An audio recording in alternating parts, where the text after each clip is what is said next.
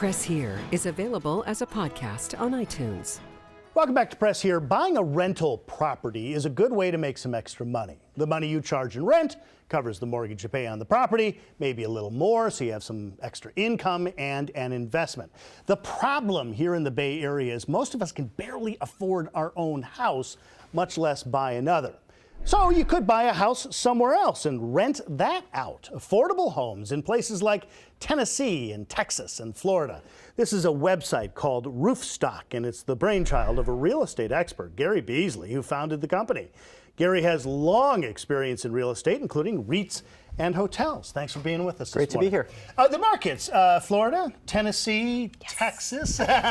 You're a Tennessee girl. That's right. Because they're inexpensive, what made you choose those markets? Yeah, well, first of all, we're trying to go to markets where people want to live. So we look at the fundamental economics of these places, because part and parcel of this is having demand, rental demand. So you want people to want to live there. And so we look at places that have reasons for people to be there.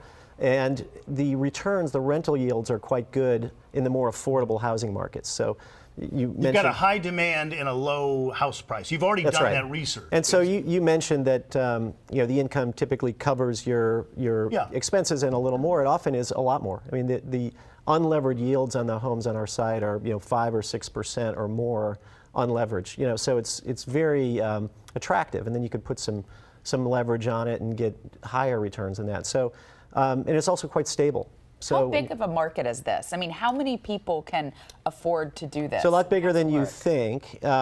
So there's about 16 million rental homes in the United States. It's about 3 trillion of assets. So it's about a tenth of the housing stock is actually rental homes. And but what percentage of those are actually owned by somebody outside the state? Do you know that? So what I can tell you is 70% of all rental homes are owned where the owner lives within an hour's drive.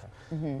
Conversely, through Roofstock, 93% of our buyers through our site, of our retail buyers, are buying further than 500 miles from where the property is. So it's the exact opposite. To be specific, Gary, we're not just talking about you're purchasing a home and renting it out. You're literally purchasing a home that has a family in it that is currently renting. Correct. You're basically just buying it from the landlord. You're becoming the new landlord. Exactly. And what's nice about that, too, from a neighborhood standpoint, is the people don't have to move out. Right? One of the big issues, I think, when I was doing the institutional single-family rental business before was we never really knew how we were going to get liquidity because we didn't have to move everyone out and sell homes. And then oftentimes people would then buy them and then find new people to move in, so it's quite disruptive. So far, what are the most popular cities in for our site? service? Yeah, for your site. So Atlanta, extremely popular. The Carolinas, we just launched Memphis earlier this week, and we almost sold out in the first few days of launch. So we're going and getting a bunch more inventory. So Memphis is a perfect example. So mainly the South for now? Well, we were in Northern and Southern California. We sold out of that inventory, but we're in Las Vegas. We're in Florida has been quite interesting. There's all sorts of different markets in Florida that are good. So I've long wanted to buy a home in Memphis just to have one since my family's there if something happened. But something like this seems like not the solution for me because I don't want to just have a home in Memphis to have an asset.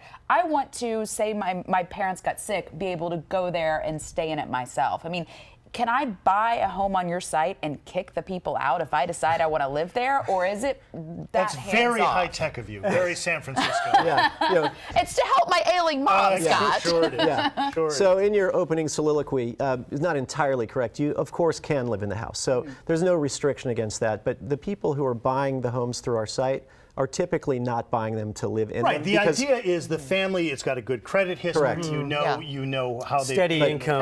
Right. But for example, we are having some people buy homes that have a long-term intention of living in that market, but they want to rent it out for a number of years. Sure. And then you would you just wouldn't renew the tenant. You just let their annual lease run out, and then you go ahead and move in. Gary, you supply the management as well, right? I mean, I'm not going to get a call in the middle of the night that the toilet's broken. So our goal is to really separate operating from investing. So you as an investor can make your capital allocation decisions through Roofstock, have a nice diversified portfolio. We have property managers in the field who aren't Roofstock employees, but much like But you can lead me to one. Well, and we certify them. So you can rest assured that we vetted the property manager, we vetted the tenant, we vetted the house, And those are kind of the three legs of the stool. And then, but you don't have to worry about the toilet or repair and maintenance issues and things. Sure. That's all happen locally. So if I can't be in the house, but can I view it? Can I see it somehow online? Can I see what's happening? You can see it online. So really, within reason, I guess. Fundamentally, what we're trying to do is break down the geographic barriers to investing in real estate.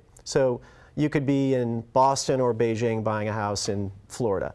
We have on our site a complete inspection report that has photos. We do 3D maps, and so you could see kind of a 3D tour of the inside of the home. Because when I was buying homes for my last company, we really realized there was only two reasons we needed to get inside. It was to see, is it a funky floor plan or is it good? And you could do that with our 3D map. And the other is how much work is it going to take to get it into a good state? I was state. wondering if you could monitor it like on a weekly basis. Or is there any way I can view it like remotely? So to make sure that you guys are everything's creepy. fine? She wants to go around. I don't want You to guys want to spy. spy on I'm us. less creepy. You want to spy on your You want to tenants? evict people, but No, but I you was trust won- the property manager, I right? know. Hey, let me ask you. You mentioned Beijing. I would imagine that there's a lot of money coming out of China. Mm-hmm. This seems like a logical place to put it.